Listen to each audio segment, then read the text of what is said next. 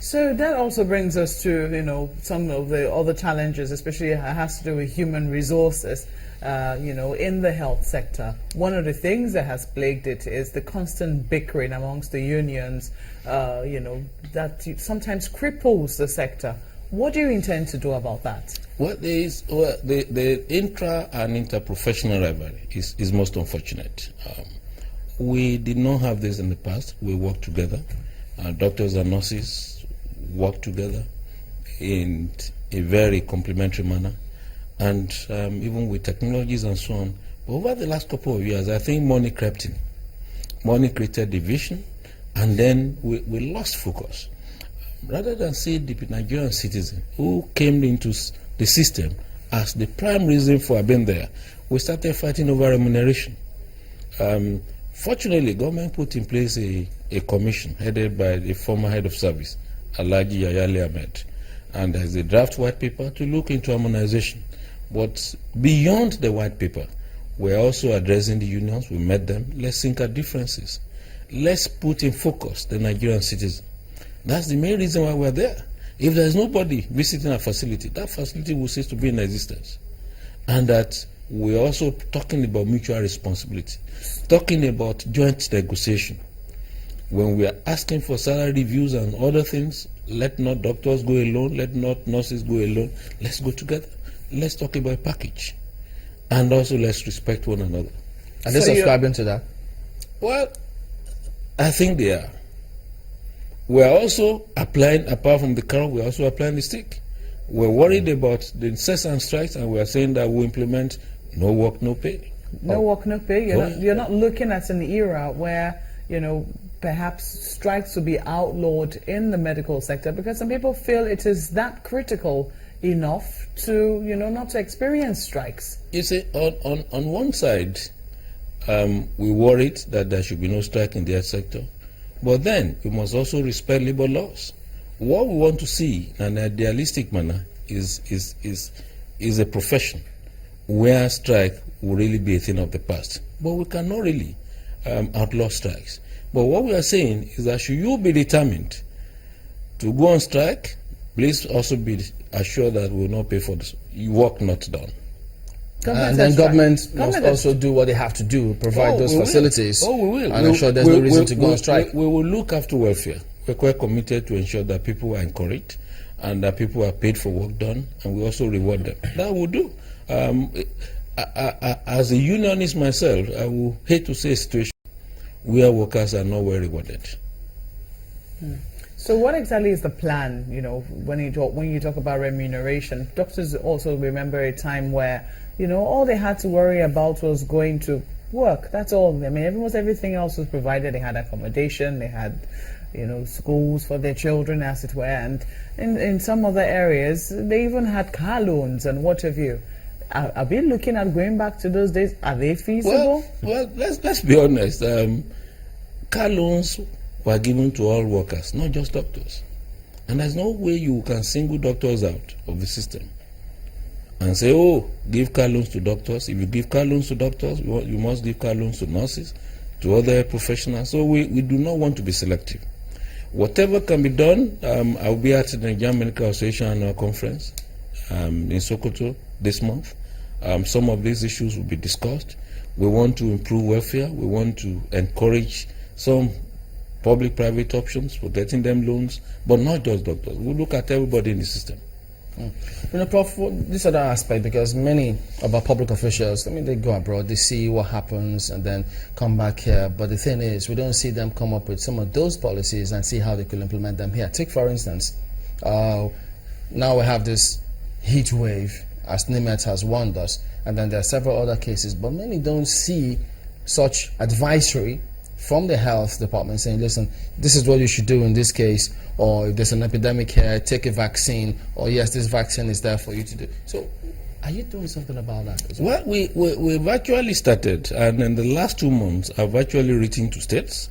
I've given advisory on cholera, written to our state commissioners on cholera, what should be done to prevent cholera, what to do should there be an outbreak. I've written particularly to northern state governors on meningitis. So we're working. And this They is don't seem to publicize those messages. well, we will get this done. You know what we've done with Lassa fever, and we want to continue. And so, one by one, we'll get this done. There are quite a number of challenges in that sector that we just must address them. Lassa fever came when we were trying to address a national plan for health. We had to really set aside our work in progress, face Lassa. Now that Lassa is gone, we are back to our plan, and we're trying to get that done. One of which is we want to do is a regular newsletter, regular media briefing to get Nigerians what done. Chamberlain is driving at is, for instance, you get into a country, even if it's not the airport, you move into any of the pharmacy shops or even some of the department shops, you get to see a little bit of a poster or a billboard telling you of what to do and where to go get a shot or some kind of advisory. Perhaps maybe you should be thinking of having a collaboration with some of the councils, maybe pharmaceutical councils, the laboratory. I don't know if they have a council, and the nurses and midwifery council, so that it can be all-encompassing wherever you go to. Even if it's a gas station, you can see something pasted there that tells you of what you should do and how to get out of any illness. Well, it's not really something that is done in a general manner in any country.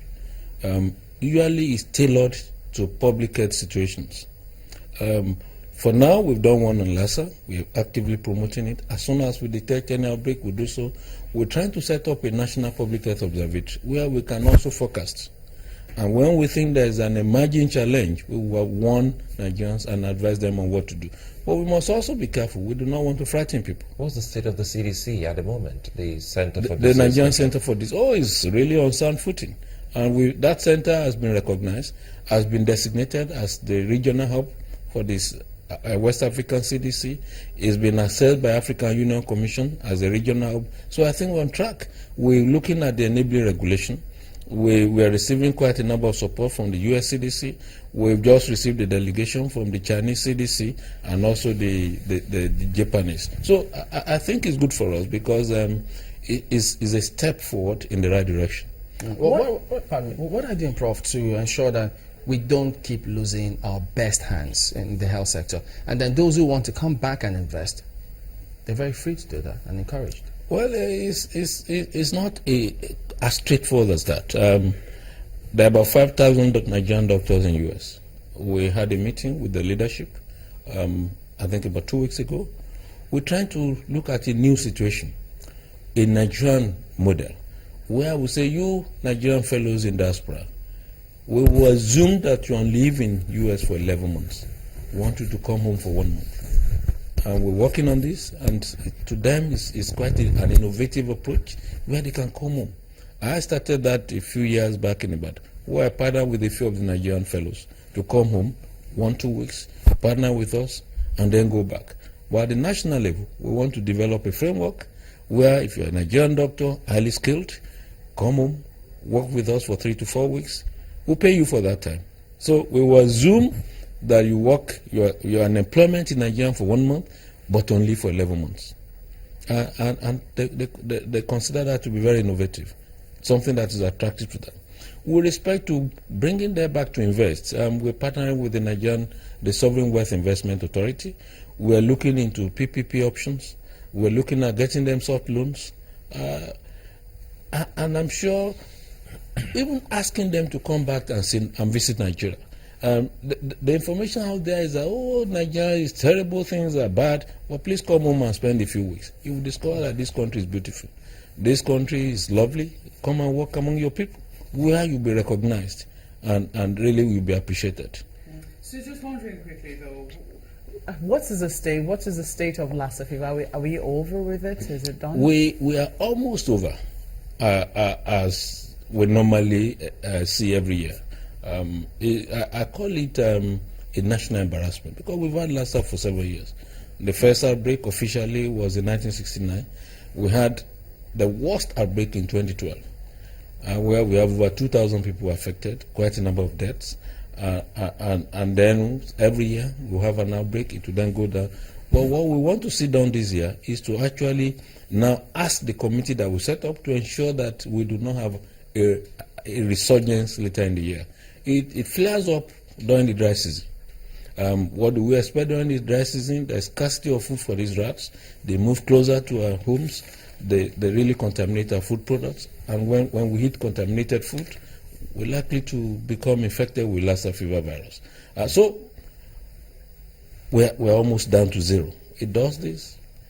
And then what we want to do is to continue education. We've just taken delivery of a massive quantity of public health information material, which will disseminate across the country. We will step up information. That is over, but it is not yet over. We warn Nigerians that we really need to be on guard, so that this year we will not have a resurgence. Well, Just University Teaching Hospital say they're on strike. They're protesting lack of equipment. Have you heard of that, and what are you doing? Well, it's interesting because no one should go on strike for lack of equipment. We need to find out who are these people, resident doctors, consultants. What equipment are they talking about? It's strange that anybody will go on strike for lack of equipment. There should be a proper line of engagement. This is what one of the things ASU does that in addition to several other demands. No, ASU will not do that. Provision of research facilities and materials to improve learning. I think I would rather commend ASU for addressing issues in a matured manner. Forget it, I'm a doctor, I'm also an academic. But ASU took a long time. ASU had prolonged engagement with government since 2001. What we had then was the failure of government to respond to ASU demand. Government signed an agreement with ASU and did not implement the agreement. So they are incomparable. But for someone, it's teaching hospitals to just wake up and say, we're going on strike, it to me is unethical. But have you looked at it? We need to have it officially. Now that I've been told, I will call the CMD and say, what is happening? Oh, you didn't know it before now? Oh, no. Because it's all over. Everybody's talking about that's that. part of the discipline we're talking about in the sector. All right, Professor Isaac Adewale is the Minister of Health. Thank you for coming on this morning. Thank you so much. All right, we'll be back in a moment. Don't go away.